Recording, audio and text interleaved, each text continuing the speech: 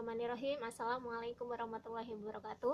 Untuk anak-anak kelas 4, ya kemarin Bu Ari sudah memberikan file PDF. PDF itu yang bisa dilihat atau dibaca ketika menggunakan HP.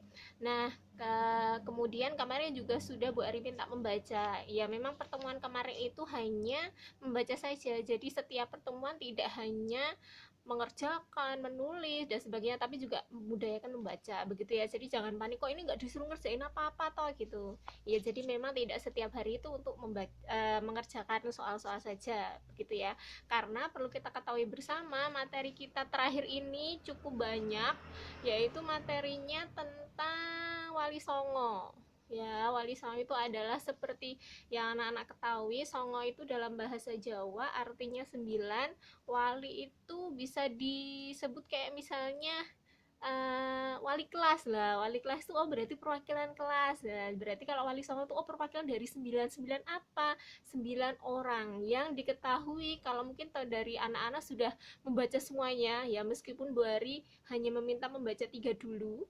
Nah, tapi Bu Ari yakin mesti sudah banyak yang membaca sampai selesai, tapi nggak apa-apa, kita pelan-pelan aja biar tidak, kalau membaca semuanya nanti malah bingung karena banyak. Nah, Wali Songo di sini adalah 9 orang yang diketahui bersama bahwa merupakan salah satu 9 orang yang menyebarkan agama Islam yang berada di wilayah Jawa, pada khususnya Jawa Barat, Jawa Timur, dan Jawa Tengah ya.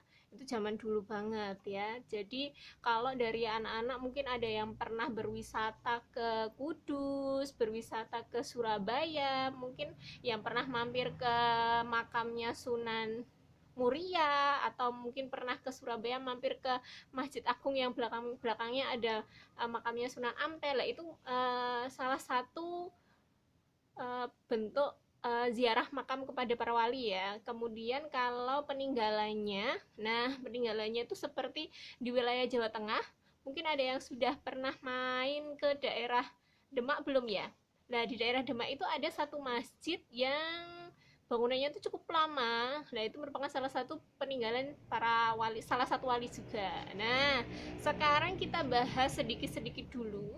Tidak langsung 9 wali. Nah, karena nanti kita kalau biasanya di pelajaran ini kelas 4 terakhir itu biasanya Bu Ari nanti akan membuat tabel, tapi karena Bu Ari ini di rumah tidak punya papan tulis ya, jadi nanti membuat tabelnya sendiri-sendiri di buku tulis. Nah, yang pertama, kemarin anak-anak sudah membaca kisah keteladanan wali ya. Nah, yang pertama ada Sunan Gresik. Nah, Bu, kok ada nama lainnya itu ya Bu, Sunan-Sunan gitu ya Bu? Iya, jadi memang beberapa wali ini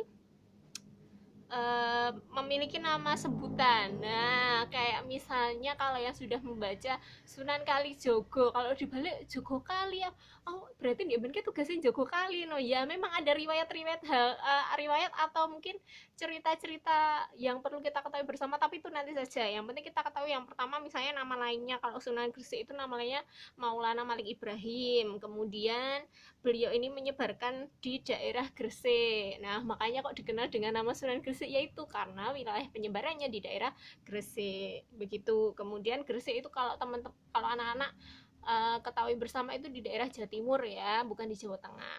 Selanjutnya kalau Sunan Ampel, nah di beberapa istilah Sunan Ampel di sini disebut dengan sesepuh para wali. Kenapa kok sesepuh, apa paling tua Bu? Bukan paling tua ya. Kalau tua itu anak-anak pernah ingat kalau sebutan untuk Nabi sebutan untuk Nabi Ibrahim itu loh ya, bapak para wali itu. Kenapa? Karena putranya itu ada juga yang menjadi nabi. Nah, begitu juga dengan Sunan Ampel ini, sesepuh para wali. Maksudnya adalah beliau itu ternyata memiliki putra, dan putranya itu kemudian menjadi salah satu penyebar agama Islam juga yang dikenal dengan Sunan juga, begitu ya. Nah, Sunan Ampel di sini persis menyebarkan agama Islam di daerah Jawa Timur, yaitu di ibu kota provinsi Jawa Timur ya, di kota Surabaya gitu ya. Jadi beliau menyebarkan agama Islam di daerah Surabaya. Dan pada zaman dulu kalau teman-teman pernah belajar sejarah atau nanti belajar sejarah, itu ada yang namanya Prabu Brawijaya. Beliau ini bukan pemeluk agama Islam, tapi ketika Sunan Ampel di sini menyebarkan agama Islam, beliau itu membujuk juga Prabu Brawijaya untuk mengikuti ajaran Islam. Tapi beliau Prabu Brawijaya tetap tidak mau. Meskipun tidak mau masuk ke agama Islam, tapi Prabu Brawijaya ini tetap menghargai ajaran-ajaran dari Sunan Ampel ya. Ajaran Sunan Ampel itu ada 5. Nah, ada moh limo. Moh itu apa? Moh aku moh bula. Moh itu maksudnya tidak mau. Nah, di buku ada apa saja pasti sudah dibaca semua kan. Kemudian yang terakhir itu kalau tidak salah Sunan Bonang ya. Bu Ari agak lupa urutannya, tapi nggak apa-apa, kita bahas sedikit aja. Sunan Bonang nama lainnya adalah Magdum Ibrahim. Nah, kenapa kok disebut Sunan Bonang? Karena ternyata pada riwayat penyebarannya beliau tuh sering menggunakan atau menciptakan alat musik gamelan yang hingga kini disebut dengan bonang, begitu ya. Jadi kenapa kok disebut dengan Sunan Bonang, padahal nama aslinya Magdum Ibrahim.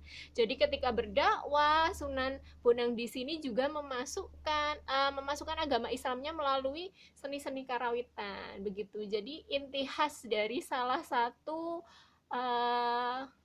Wali Songo adalah tidak hanya berdakwah ngomong tok seperti Bu Ari yang lakukan sekarang ini ya, karena kita harus tetap belajar, tapi Bu Ari bisanya cuma bertatap mukanya lewat HP seperti ini. Nah, zaman dulu belum ada HP, jadi zaman dulu tuh untuk menarik masyarakat tuh menggunakan berbagai macam cara. Nah, salah satu yang dilakukan dari Sunan Bonang adalah dengan menggunakan kesenian karawitan itu. Nah, dari ketiga wali tadi yang sudah kita bahas, anak-anak nanti tolong menulis di buku tulis ya, membuat tabel. Nah, tabelnya itu nanti begini ya, kalau dari jauh mungkin nggak kelihatan dari dekat. Wali Songo atau judulnya boleh ini Bari bikin sederhana biar gampang dilihat. Jadi yang tabel pertama nanti ada nomor, jelas nggak ya ini sih. Kemudian nama wali, kemudian nama asli, kemudian apa ini yang ketiga? Oh, putra dari siapa? Kalau di situ tidak dijelaskan putra dari siapa, berarti tidak usah ditulis aja, nggak apa-apa, dikosongin. Selanjutnya daerah penyebaran. Kemudian yang terakhir, kolom terakhir adalah peninggalan atau cara berdakwahnya. Jadi Bu Ari contohkan misalnya Sunan Ampel. Oh, nanti diurutin aja ya dari nomor 1, dari misalnya Sunan Gresik, Sunan Ampel, dan misalnya Sunan Ampel. Nah, nama aslinya Raden Rahmat. Kemudian putra darinya di situ tidak dijelaskan atau mungkin di buku tidak ada. Nah, di buku tidak ada, nggak apa-apa, nggak usah diisi, dikosongin. Kemudian daerah penyebaran Sunan Ampel di Surabaya, Jawa Timur. Kemudian ini yang kolom terakhir peninggalan atau cara dakwahnya silahkan ditulis. Kalau Sunan Ampel tadi menggunakan metode moh limo ya. Jadi ini contoh yang harus anak-anak buat tabelnya biar mempermudah dalam belajar. Jadi kalau dibikin kolom nanti nah kalau sudah 1 terus baru digaris seret. Nanti kalau sudah buat nomor 2 ya, seret begitu ya.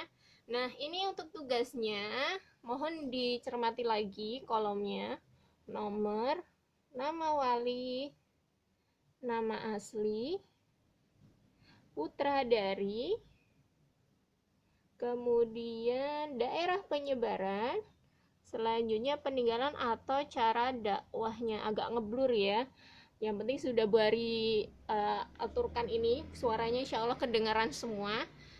Jadi sekali lagi, nomor, nama wali, kemudian nama asli, kemudian putra dari siapa, kemudian yang ke kolom berikutnya adalah daerah penyebaran, Kemudian terakhir, peninggalan atau cara dakwahnya. Itu untuk tugasnya. Nah, yang ditulis adalah tidak langsung 9, tapi 3 dulu yang sudah dibaca kemarin.